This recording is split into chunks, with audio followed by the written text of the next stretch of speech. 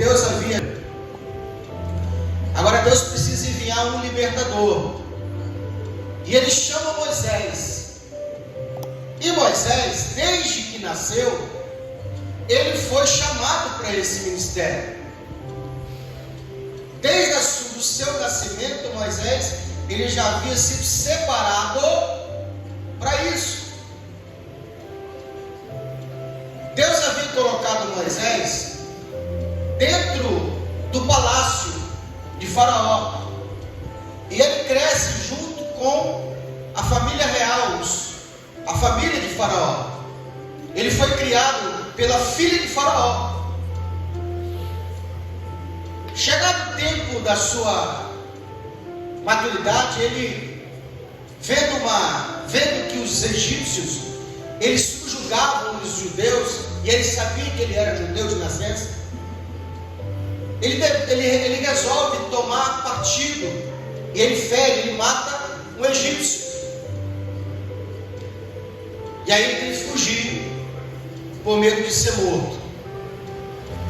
Ele vai caminhar no deserto, ele vai morar em Midian, vai conhecer o seu sogro, vai casar com uma das filhas de Jetro. Está vivendo ele a sua vida normal, tranquila, até que chega o tempo do cumprimento da promessa de Deus na vida dos israelitas. E Deus se revela para ele. Está ali Moisés apacentando as ovelhas de Jetro, seu sogro, e de repente Deus aparece de forma milagrosa, extraordinária. Deus sempre vai se revelar para nós de uma forma misteriosa. Para cada um, Deus tem uma maneira de aparecer. Qualquer dia desse aí a gente faz um culto, cada um conta o seu testemunho. Como é que foi que você teve a sua chamada? Mas já deu dele, mãe. Cada um vai dar o seu testemunho. Já deu o meu. Quem lembra? Onde foi que Deus me chamou? No baile funk. Estava lá, pancadão rolando, né? Dança da bundinha, papá. Aí tocou uma música, eu falei, opa, que eu gosto, lá pro centro do baile. Chegando lá, o Espírito Santo me pegou, me rodou, e falou, esse aqui não é o seu lugar. Eu não te chamei para isso. E havia dentro do meu coração já, há um bom tempo, um vazio muito grande. Porque esse vazio abre o coração de muita gente.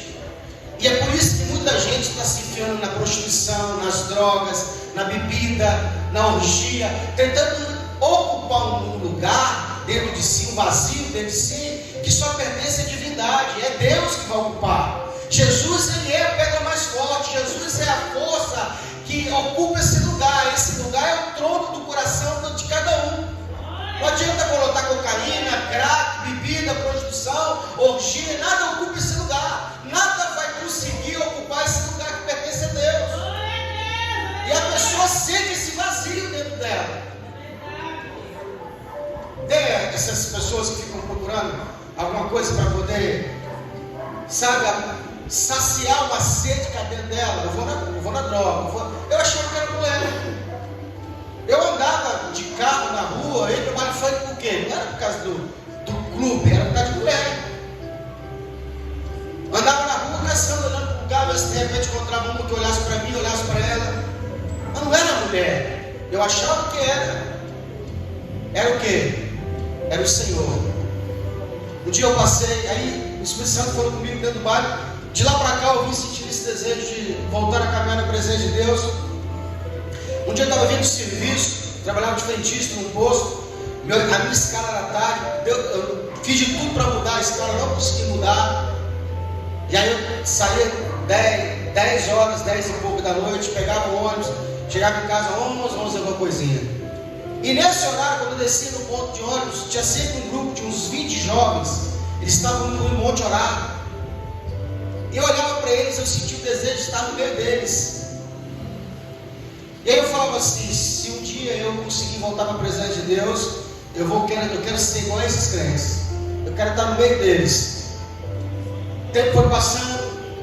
Eu não podia estar no culto, porque eu trabalhava à noite, de tarde, né? E aí eu só ia na escola dominical. E uma vez na semana eu ia no culto quando dava, eu estava de folga. A escola dominical foi para mim minha fortaleza. Por isso que eu falo com você, não falte estudo, irmão. A palavra de Deus é muito importante, os ensinamentos é muito importante. A pregação é boa, o louvor é maravilhoso, mas o estudo da palavra é ele que vai te lavar, vai te purificar. E aí os irmãos, eles estavam fazendo uma campanha no monte. E como a campanha no monte era depois de 11 horas da noite, eu falei, dá para participar, eu chego quase meia-noite. Aí fizemos a campanha no monte. Lá em Vila Velha tem um monte grande chamado Monte Agruna, um dos montes mais altos, né, onde fica as torres de TV. Nós subíamos lá para orar.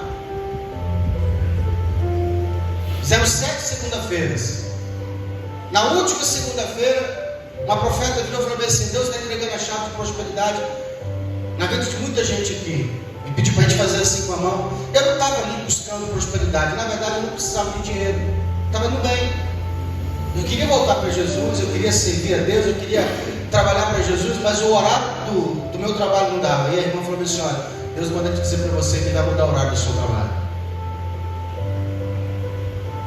E Deus cumpriu. Me tirou de lá, me colocou numa outra empresa. Essa outra empresa eu trabalhava em horário comercial. E eu creio que foi Deus, porque foi tudo revelado, foi tudo cumprido. Eu fiquei nessa empresa 7 anos. Quantos anos? Um ciclo de 7. Deus sempre trabalha com ciclos de 7 anos. A cada 7 anos Deus muda o seu ciclo. Um novo ciclo começa. Eu fiquei 7 anos. Desses 7 anos, pelo menos 3 anos e meio, eu fui pago pela empresa para estudar a Bíblia. Que eu ia para trabalhar, e eu tinha que ficar na rua, à disposição da empresa, não tinha muita coisa para fazer, mexi no orelhão. Eu olhei e falei assim, cara, eu acho que dá para estudar a Bíblia. Eu comecei a trazer a Bíblia dentro do baú da moto, e ali na rua eu abri a Bíblia, e ali eu fiquei 3 anos e meio lendo as Escrituras. Eu estudava a Bíblia de 6 a 8 horas por dia, todo dia. Jejuava 5 vezes na semana e orava.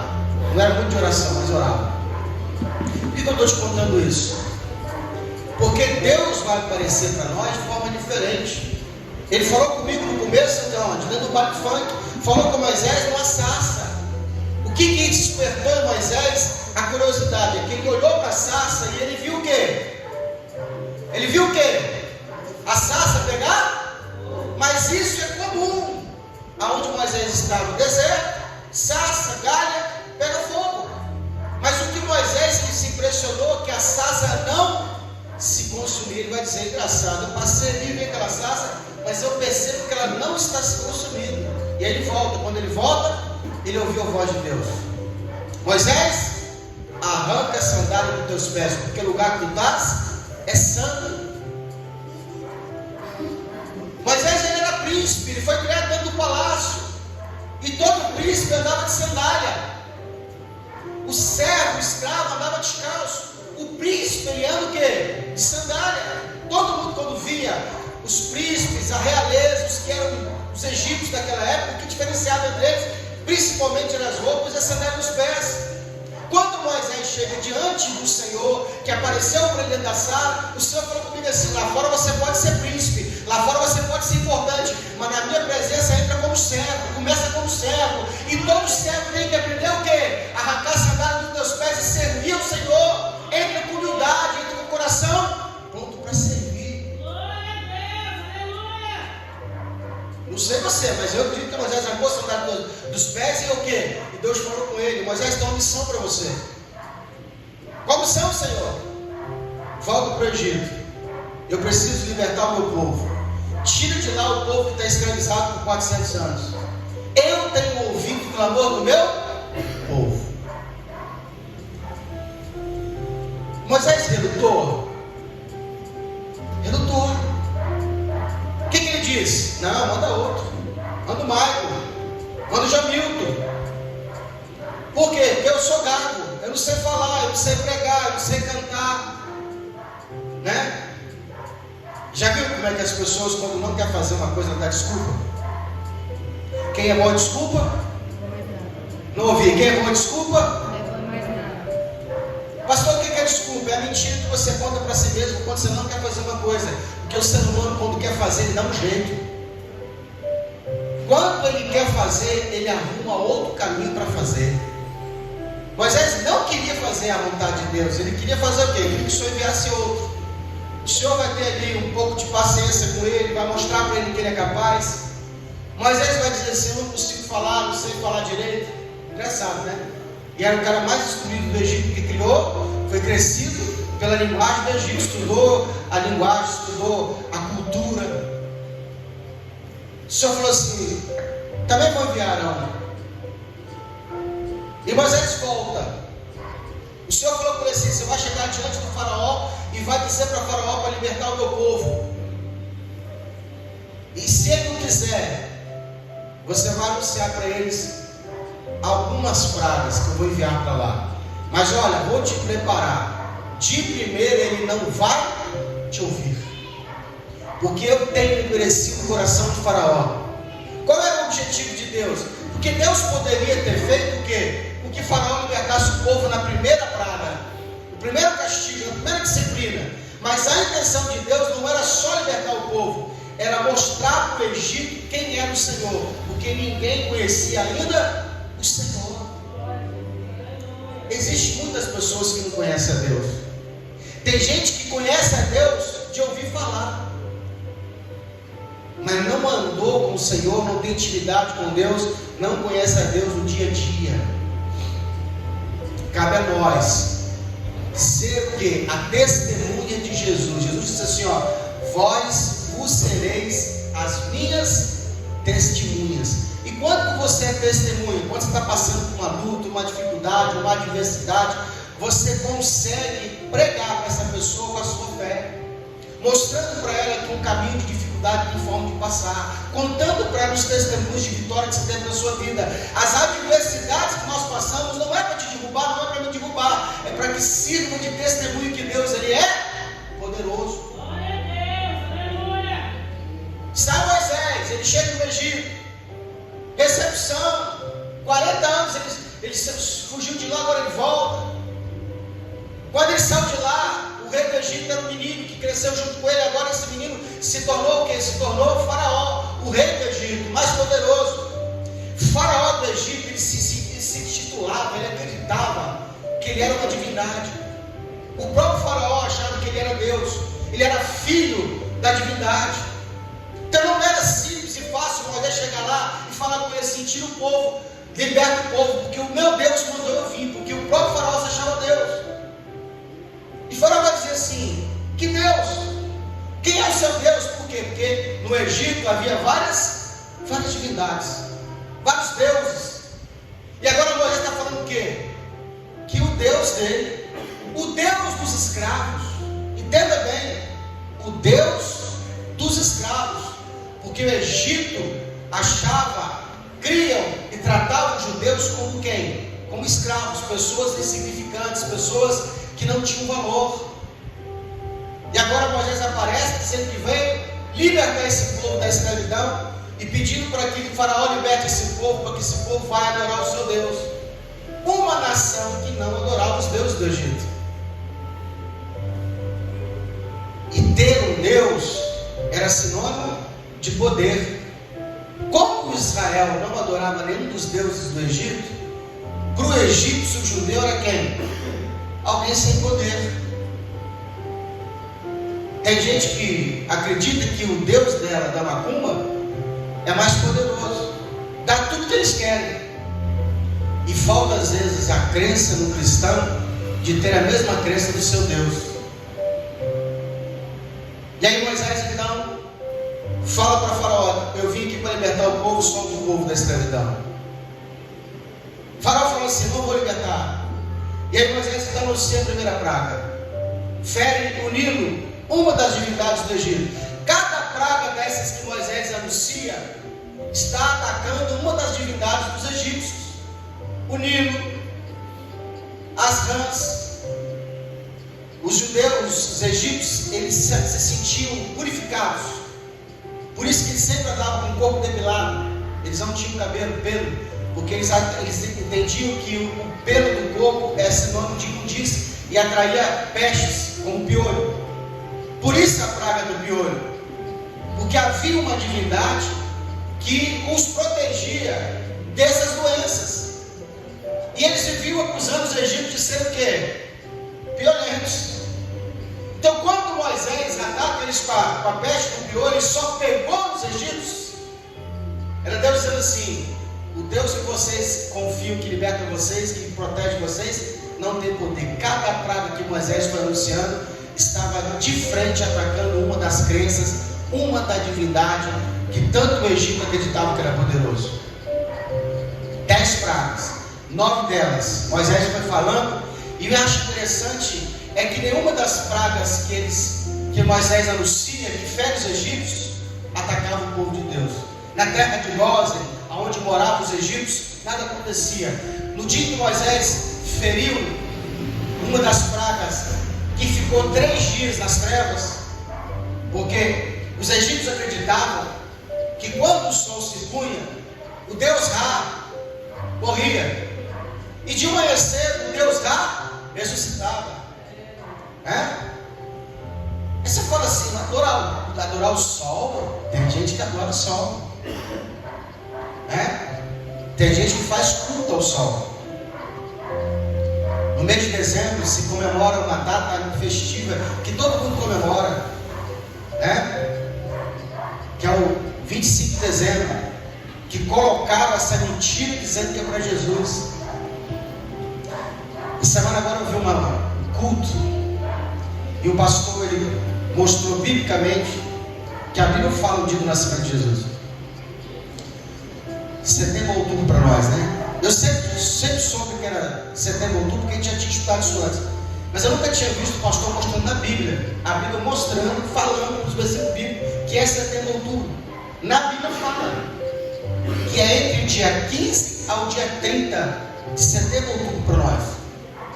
Vou pegar o estudo, vou fazer uma tabela e vou trazer para vocês. A Bíblia mostrando, falando claramente a data do nascimento de Jesus. Não é 25 de dezembro. É porque quando chegava no mês de dezembro, como é uma época em que há uma mudança de estação entre a primavera e o verão, existe época do ano em que o sol ele muda de posição dependendo da estação do ano. Não sei se você já percebeu que existe estação do ano em que o sol ele vai num lugar da sua casa que antes ele não vai. Tem dia que ele não aparece naquele lugar, tem meses do ano que ele não aparece, mas naquele ano ele aparece naquele lugar. Ele entra mais cedo. Lá em casa, por exemplo, 5 da manhã no verão, parece que é quase 10 da manhã, de tão quente, o sol entra lá dentro. Se não tiver cortina na janela, ele entra lá dentro e clareia tudo. Então havia templos para adoração ao sol, aonde esse sol no mês de dezembro, a luz do sol, o impacto do sol adentrava o templo. E eles acreditavam que o sol entrava para receber adoração. É chamado solstício de fim de verão. Então o culto ao Deus Sol. Para que a igreja na época não ficasse fora dessa festa, criaram no Natal, dia 25 de dezembro, festa pagã. Pastor, mas eu não posso comemorar o Natal? Comemora, que dia que você faz aniversário? É o seu dia natalino. Natal significa, festa natalina significa o seu aniversário. Então no seu aniversário você comemora. Canta parabéns, não compra bolinha, não bota galinha não, que também é pagão.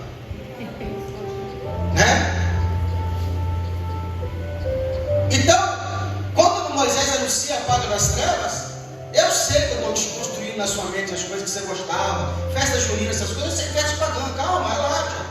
Vai deixando Deus tirar esse barraco aí para construir um edifício melhor.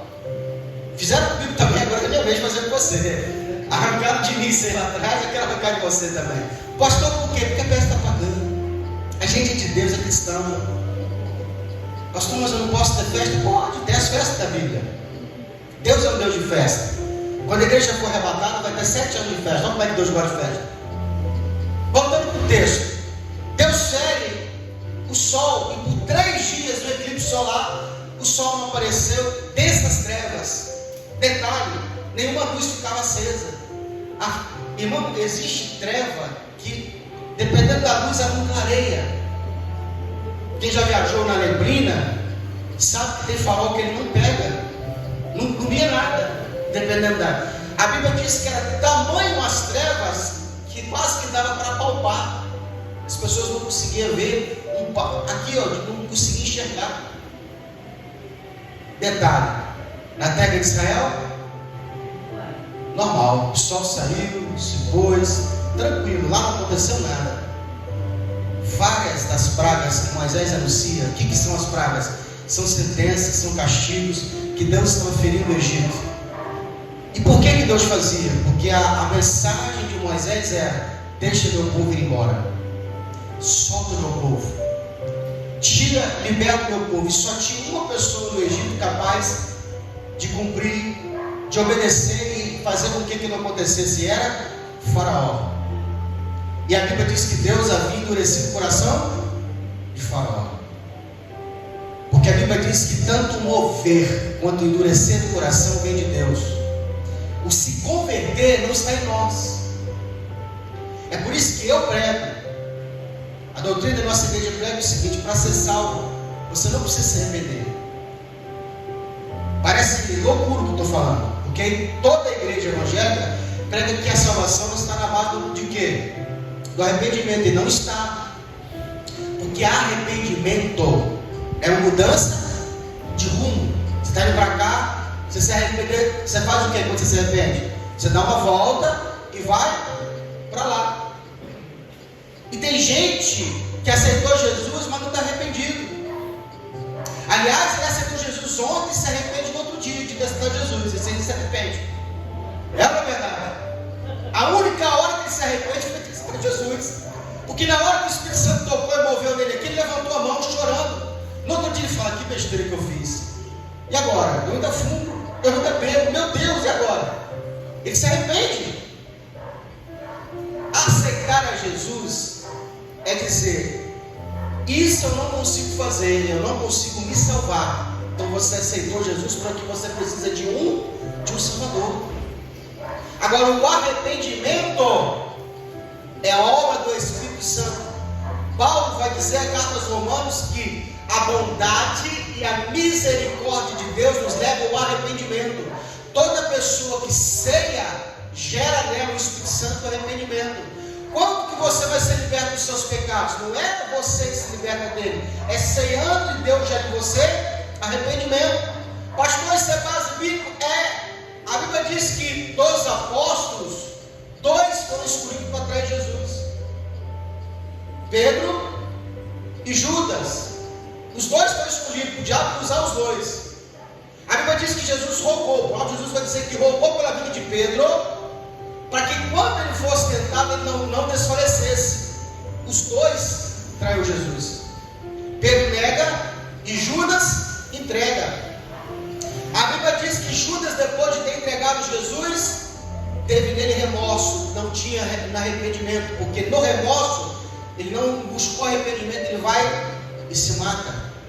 Mas a Bíblia diz que Pedro gera nele o Espírito Santo, o arrependimento, e ele faz o quê? Ele volta a caminhar, ele não tira a sua própria vida. A diferença entre os 2 é que Pedro ceou e Judas saiu antes de cear. Por que é importante você cear? Para que o Espírito Santo gere em você arrependimento. O que a gente faz quando vai cear? Dobra o joelho e conta para Deus os nossos pecados, para que o Espírito Santo gere em nós arrependimento. Vai chegar um tempo em que esse pecado que te domina, que te escraviza, vai te abandonar. Não é você que larga o pecado, é o pecado que vai te deixar. A gente acha que a gente vai largar o pecado. Não, irmão, é o Espírito Santo que vai tirar de dentro de você. Assim como foi Deus, a mão forte de Deus, que tirou o povo de dentro do Egito. Quem tirou o povo de dentro do Egito foi a mão forte do Senhor, porque eles eram escravos, e escravo não tem poder de se libertar a si mesmo. É uma analogia que a Bíblia faz acerca de nós do pecado. O mundo, o Egito representa o mundo. As pragas representam a ação de Deus contra o mundo. Agora chegamos na última praga, o texto que nós lemos. Moisés já está cansado, Moisés já está desgastado, porque toda vez que Moisés vai lá, anuncia a praga acontece. Depois o Faraó chama Moisés: ora por nós, ora por mim, vou lhe deixar o povo ir. Quando Moisés ora, Deus cessa a praga, o Faraó se arrepende: não vou deixar mais. 10 pragas, 9 pragas. 9 vezes Moisés vai diante do faraó, e o faraó fala o quê? Me arrependi de ter deixado o povo, e o povo não vai mais. O povo vai continuar me servindo. A última delas, Deus falou assim: Moisés, existe mais uma praga, essa é a derradeira, é a última. Depois dessa, o faraó vai deixar vocês irem. Mas ó, toma cuidado, porque vai ser o dia mais triste, um dia que nunca será apagado na memória dos egípcios. Eles não deixaram por vontade, eles deixaram por dor. Moisés vai diante do faraó e fala: se existe mais uma prova, assim diz o Senhor: deixa o meu filho Israel ir embora do Egito, porque à meia-noite o Senhor vai enviar um anjo que vai ferir todo o primogênito da terra do Egito, desde o primogênito do faraó, aquele que se assenta no trono, até o escravo, até o mais servo, o menor. Todos serão filhos de morte, haverá morte em cada casa, diz o Senhor. Moisés sai diante da presença de faraó, e agora vai Moisés, chama os egípcios, chama os anciões, e começa a preparação para sair do Egito. E o Senhor falou assim: Moisés, a partir de hoje, a data de hoje será para vocês do ano novo. Há uma mudança de calendário. Diga comigo: a mudança de calendário. Como nós usamos o calendário? Para nós organizarmos a nossa agenda, não é? Quando você arruma um emprego, o que acontece na sua vida? O seu calendário é impactado. Você tem que saber esse cara de trabalho, horário de trabalho. Então você tem que criar sua agenda agora de acordo com o compromisso que você firmou com a empresa. Quem trabalhou em escala 12 por 36 sabe. Trabalha um dia sim, um dia não. Tem lugar que você trabalha 24 por 48, trabalha 2 dias, vaga 2 dias. Tem esse cara que trabalha 6 por 1, tem esse cara que trabalha 6 por 2. Então, de acordo com esse calendário, você vai fazendo o quê? Você vai organizando a sua vida. O que o Senhor está falando? A partir de hoje, eu quero mostrar para vocês que vocês têm um novo calendário. Porque antes vocês eram escravos, agora vocês são livres. Mas mesmo uma pessoa livre tem compromisso com o calendário. O calendário agora é do Senhor, porque antes eles estavam no calendário egípcio. E nós, como cristãos, temos que entender que Deus também tem um calendário para nós. Existe 3 dias na semana, segundo nosso comportamento, o costume da Kairos, que Deus estipulou para nós 3 dias de culto. E nesses dias de culto você não pode fazer o quê? Não pode fazer compromisso nesse horário. Deus está falando com Moisés: Moisés, marca o povo, fala com eles que a partir de hoje há um novo ano na vida de vocês. Estou mudando a vida de vocês. Eu estou mudando agora o comportamento de vocês, porque a partir de agora vocês não seguem mais a faraó, vocês vão servir ao Senhor. Aí chega para o ancião, conta para os anciões. E a segunda coisa que Moisés nos anuncia é o seguinte: o Senhor mandou vocês separar um cordeiro por casa. Cada casa um cordeiro. Cordeiro é cabrito novo. Ou um cordeiro ou um cabrito. Não pode ter mais de um ano. Olha que interessante. Só que ser pastor de ovelha no Egito é abominação para os egípcios. Lembra de José? Quando ele anuncia para o seu pai, através de seus irmãos, que eles estavam vindo para morar no Egito, porque José era governador do Egito. O que ele anuncia? Fala com meu pai, falou para os irmãos: quando vocês estiverem diante de faraó, não fala que são pastores de ovelhas, porque ser pastor de ovelha no Egito é abominação, ou seja, aqui eles não criam rebanho. E como é que Deus pediu para esse povo? Por casa, um cordeiro por cada casa. Faz a conta: 2 milhões de cordeiro. Quantos milhões? Irmão, eram 2.700.000 pessoas que saíram do Egito para ir para o deserto. Faz a conta: como que eles conseguiram comprar esses cordeiros? Porque primeiro que é escravo. Escravo não tem dinheiro. Você não entendeu? Escravo é assim: trabalha e não recebe nada. A casa é de faraó. E faraó que coloca comida dentro de casa para eles comer. Eles só comem, dormem e vão trabalhar. Não criam um patrimônio. Não tem carro, não tem casa, não são donos de nada, eles são escravos. Como que esses egípcios, como que esses judeus, esses israelitas, conseguiram dinheiro para comprar o cordeiro? Tem coisa que Deus vai te pedir que vai parecer impossível fazer. Como assim, Senhor? O Senhor pede de mim como? Como que eu vou oferecer ao Senhor isso aí você não tem? Mas tudo que Deus pede, Ele provém. Todas as vezes que Deus te pedir algo, pode ter certeza que Ele vai prover na sua vida algo na sua frente. Deus só pede aquilo que Ele já proveu na sua vida antes. Esse povo saiu e arrumou cada um cordeiro escravo. Arrumaram cordeiro. Como é que Deus anuncia para eles a libertação? Primeiro ato, mudança de calendário. Segundo ato, sacrifício. Porque é um Deus que faz sacrifício. Todas as vezes que for difícil para você servir ao Senhor, lembre-se que é um Deus que faz sacrifício. Ah, pastor, está muito difícil aqui para a igreja. É sacrifício. Ah, pastor, está muito longe. Sacrifício. Pastor, eu não consigo vir, eu estou cansado. Sacrifício. Porque se for para você fácil vir, você ainda não está sacrificando. Você tem que pedir a Deus para dificultar um pouco, para que seu louvor, a sua adoração, chegue a Deus com cheiro suave. Quanto mais difícil, mais sacrifício. Lá em Vila Velha o povo está acostumado. Lá em Vila Velha, de vez em quando a gente não tinha culto aqui no domingo, na época da pandemia, mesmo quando começou a voltar a ter culto, a gente ainda ficou um pouquinho sem ter culto. Então eu trabalhava de aplicativo, eu rodava, muito triste, mas rodava. E eu levava muito crente, que era a época que mais dava dinheiro essa época, os crentes que para a igreja. Eu falei assim, engraçado, o povo que pega UPA para a igreja. Lá da Serra mora do lado falta. Os que moram mais longe reclamam que é perigoso, que não tem ônibus.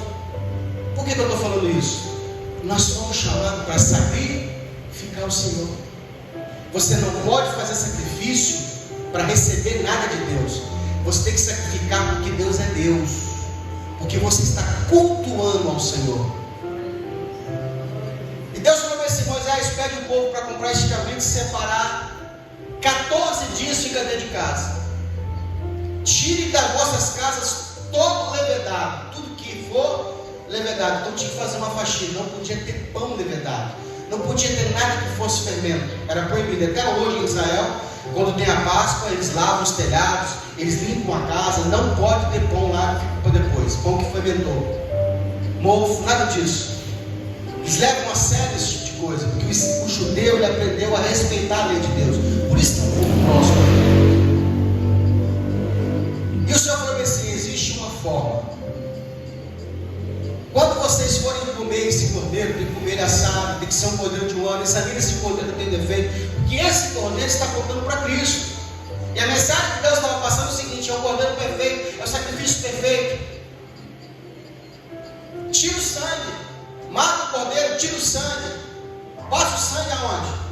Nos umbrais da porta, vai para o lado de fora, pega lá o soco, é um galho, né, te pressando a trepadeira, fia aí no sangue do cabrito e passa onde? Pinta lá a porta de vocês. Quem olhar, passar, fala o quê? Macumba. Vão fazer macumba lá. Não, irmão, é porque a macumba tirou dali. Porque o diabo, ele não consegue criar nada. Ele só copia aquilo que de Deus funciona. É só nós, o crente, que não acredita nas ofertas, porque o macumbeiro, ele acredita. Chega na macumba e fala assim, eu quero fazer um trabalho aqui para destruir a vida de fulano.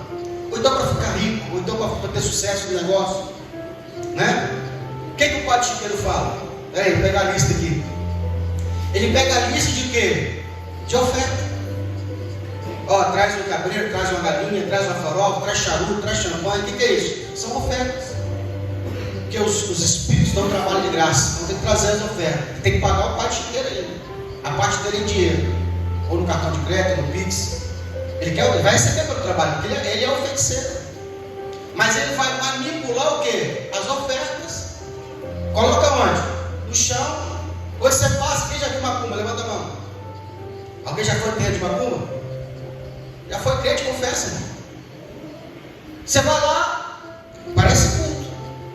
Tem hino, tem que cantar, tem tambor, tem dança, tem bebida, tem charuto, né? E não parece nada do mal.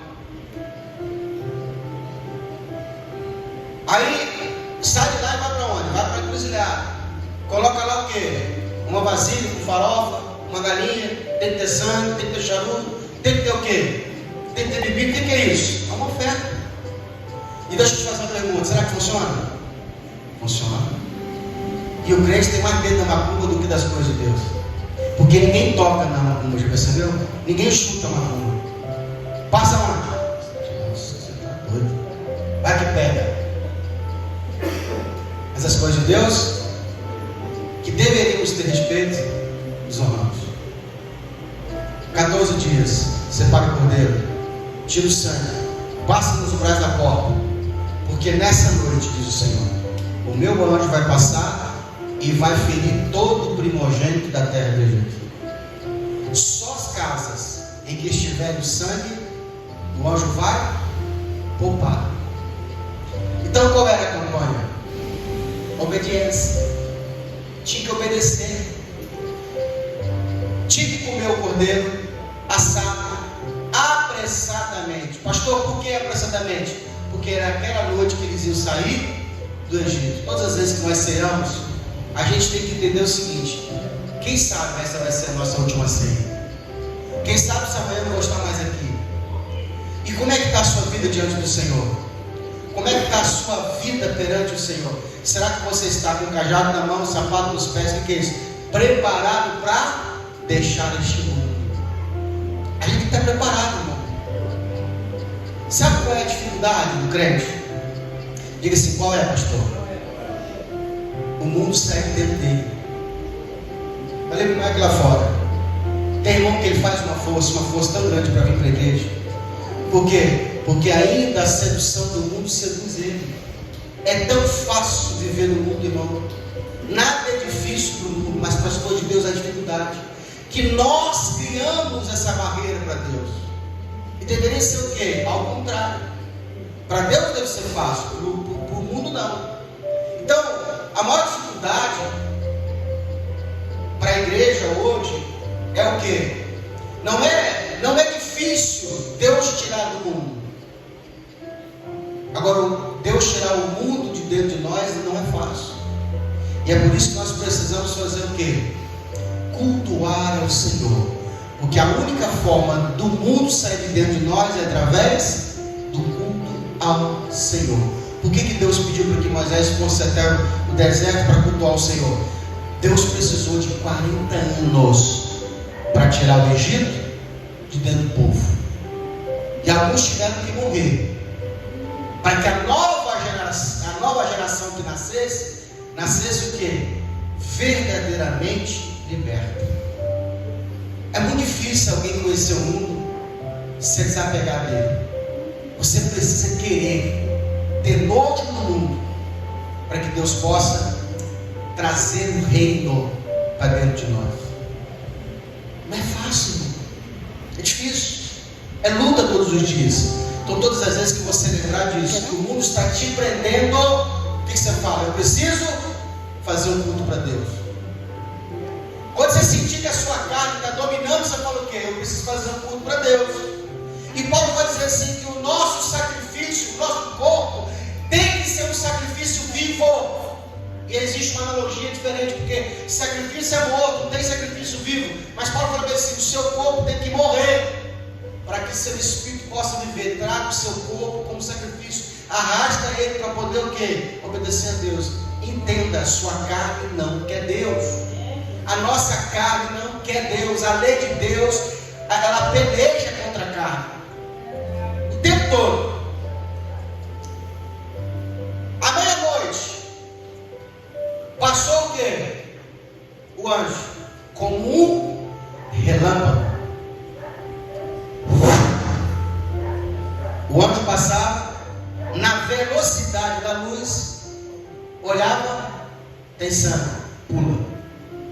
Esse pular, Páscoa. A palavra Páscoa é a seguinte: passar por cima. O que nós estamos fazendo aqui hoje? Vamos Porque a ceia é o aperfeiçoamento da Páscoa. Nós estamos dizendo assim: Senhor, quando o Senhor vier trazer juízo a este mundo, poupa a nossa vida, passa por cima de nós, nos poupe. A única coisa que fazia o anjo pular por cima era olhar para o sangue de quem? De Jesus. O sangue do Cordeiro. O sangue do Cordeiro fazia o quê? O anjo passar por cima. 00:01, choro, clamor. A Bíblia diz que não havia uma casa que não houvesse uma pessoa morta. Todo mundo saiu para a rua, segurando as crianças, o primogênito, o mais velho. Todos os pais e mães dos egípcios, inclusive Faraó, segurando a sua criança no colo. E a Bíblia diz que à meia-noite, Faraó manda chamar Moisés e Arão, chorando com dor, ele vai dizer: tira o teu povo daqui, vão embora do Egito. Por isso a Bíblia diz que Deus tirou o povo com mão forte, e o povo saiu com pressa. Eles não saíram do Egito, eles foram expulsos do Egito. Sabe o que acontece quando Deus te chama e você não quer vir? Sabe o que acontece quando Deus insiste para você vir na presença dele? Você fica demorando, você fica enrolando, você fica negando que não vai. Deus faz com que a perseguição do mundo te persiga ao ponto de você ser expulso desse mundo. Aí você começa a ser perseguido, você fala: meu Deus, que perseguição é essa? Que luta é essa, Senhor? Sai do Egito, sai do meio desse lugar. Eu não te chamei para ficar aí. Vem para o deserto, vem me cultuar, vem me servir. Quem foi assim? Eu conheço alguns irmãos que vieram correndo. Estou voltando. É tão cuidado que diz que aquele que não vem para o amor, vem pela. Depois que está aqui dentro, fica alegre. Fala: obrigado, Senhor. Hoje eu entendo que é teu amor, mas no começo foi dor. Eles foram enxotados, foram expulsos do Egito. Por isso o Senhor diz assim: já fique pronto, com mala pronta do que vocês vão sair daqui com mão forte. 2.700.000 pessoas foram expulsos do Egito. Depois o Faraó se arrepende, vai atrás, porque o Senhor queria matá-lo. É assim. Você saiu de lá do mundo, correndo, vem para a igreja, e o diabo vai atrás. Ele, volta lá, meu servo, estou sentindo falta dos seus frutos. Você tem que fazer o que, Senhor? Não deixe eu voltar para o Egito mais. Abra o mar vermelho diante da minha vida para que eu não volte mais para o Egito. Eu não quero voltar para aquele lugar, eu não quero ser mais escravo do pecado. Porque toda pessoa que está no mundo é escrava do pecado. Você vai ver crente indo na Cracolândia, vai ver escravo das drogas. Por quê? Porque brincou. Porque debochou das coisas de Deus, não teve respeito pelas coisas de Deus. Vão voltar, uma hora volta. Mas por enquanto estão passando pelo vale. Amém? Vamos dobrar nosso joelho e passar para a ceia.